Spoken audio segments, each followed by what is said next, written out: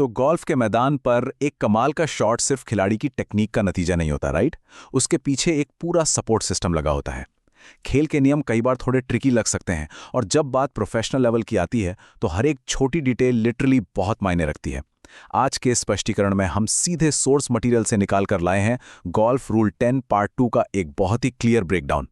ये हिस्सा खास तौर पर कैडी के नियम पर आधारित है। एक कैडी का काम वैसे सिर्फ हेवी बैग उठाना बिल्कुल नहीं होता। खेल को समझना और रूल्स के अंदर रहकर खिलाड़ी को आगे बढ़ाना एक पूरी आर्ट है। तो चलिए बिना किसी देरी के इस डीप डाइव को शुरू करते हैं और देखते हैं कि एक प्रोफेशनल कैडी की जिम्मेदारियां असल में कितनी बड़ी होती हैं। Okay, let's dive into this. Caddie की गलती, खिलाड़ी की पेनल्टी। प्रोफेशनल गोल्फ में स्टेक्स हमेशा आसमान पर होते हैं। एक कैडी दरअसल एक चलता फिरता लीगल और टेक्निकल माइंड होता है। अगर कैडी से अनजाने में भी कोई छोटी सी गलती हो जाए, मतलब नियम का थोड़ा सा भी उल्लंघन हो, तो उसका खामियाजा सीधा खिलाड़ी को भुगतना पड़ता है पेनल्टी के रूप में। यह क्लियर करता है कि एक प्रोफेशनल कैडी होना कितना हाई प्रेशर जॉब है। उन्हें सिर्फ कोर्स को पढ़ना नहीं होता, बल्कि हर वक्त रूल्स को लेकर पूरी तरह से अलर्ट रहना पड़ता है, क्योंकि सच में एक छोटी सी भूल पूरे टूर्नामेंट का रिजल्ट पलट सकती है। तब आते हैं पहले मेन कैटेगरी पर, सेक्शन 1, लाइन ऑफ प्ले के नियम। अब यहाँ जो सबसे इंटरेस्टिंग बात है वो ये रिस्ट्रिक्टेड एरिया है। खिलाड़ी के इर्द गिर्द एक ऐसी लक्ष्मण रेखा होती है जिसके बारे में हर कैडी को पता होना ही चाहिए। जैसे ही एक गोल्फर बॉल को हिट करने के लिए अपना स्टैंस लेना शुरू करता है, बॉल के ठीक पीछे का हिस्सा जो सीधा लाइन ऑफ प्ले पर आता है, वहां कैडी का खड़ा होना स्ट्रिक्टली प्रोहिबिटेड है। नियम बिल्कुल साफ है। खिलाड़ी के स्टैंस लेने की शुरुआत होते ही कैडी को उस इमेजिनरी लाइन से पूरी तरह बाहर निकल जाना चाहिए। ये रूल इसलिए बनाया गया है ताकि गोल्फर को एम करने में कोई अनुचित बाहरी मदद ना मिले और गेम बिल्कुल फेयर रहे। और इस लाइन ऑफ प्ले की सैंक्टिटी को बनाए रखने के लिए एक और एब्सोल्यूट रूल है। किसी भी हाल में कैडी खिलाड़ी को एम करने में मदद देने के लिए जमीन पर कोई गोल्फ क्लब या कोई और ऑब्जेक्ट नहीं रख सकता। ये एक ऐसी गलती है जिससे इंस्टेंटली पेनल्टी लगती है। कभी कभी लग सकता है कि यार, अलाइनमेंट चेक करने के लिए जमीन पर एक स्टिक रख देने में क्या हर्ज है, लेकिन सोर्स मटेरियल क्लियर करता है कि यह डायरेक्ट वायलेशन है। एम करना पूरी तरह से गोल्फर का अपना स्किल होना चाहिए, बिना किसी फिजिकल मार्कर के। चलिए आगे बढ़ते हैं। सेक्शन 2, बिना परमिशन के काम। यहां देखते हैं कैडीज की आजादी क्या है।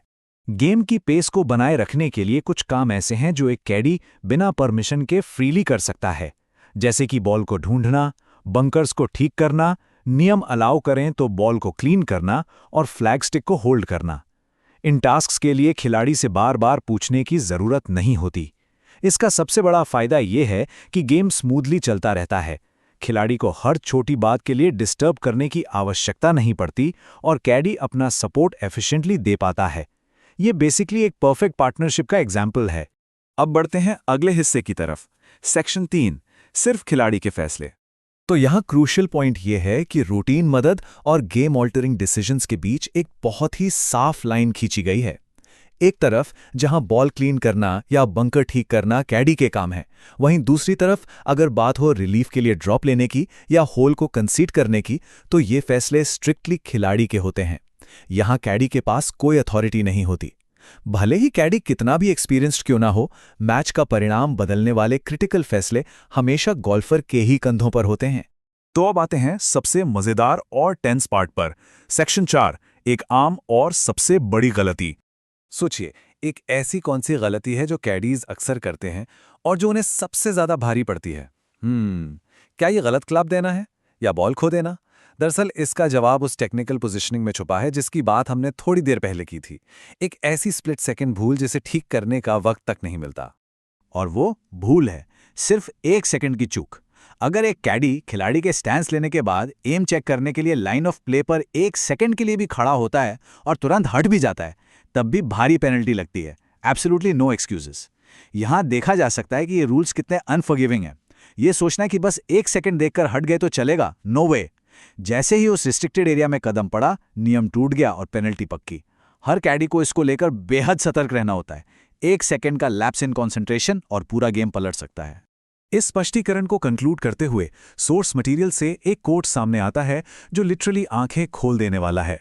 एक प्रोफेशनल कैडी बनने के लिए खेल के फॉर्मेट, उसके मायने और टेक्निकलिटीज को पूरी तरह जानना बहुत जरूरी है। ये सच में सिर्फ बैग उठाने का काम नहीं है, उन्हें नियमों का एक चलता फिरता एनसाइक्लोपीडिया बनना पड़ता है। टेक्निकल अवेयरनेस, प्रेशर हैंडल करना और अपने अधिकार को ठीक से समझना ही एक ऑर्डिनरी कैडी को एक प्रोफेशनल बनाता है। तो क्या एक बेहतरीन कैडी ही असल में एक खिलाड़ी की जीत और हार के बीच का सबसे बड़ा फैक्टर होता है? ये सच में सोचने वाली बात है।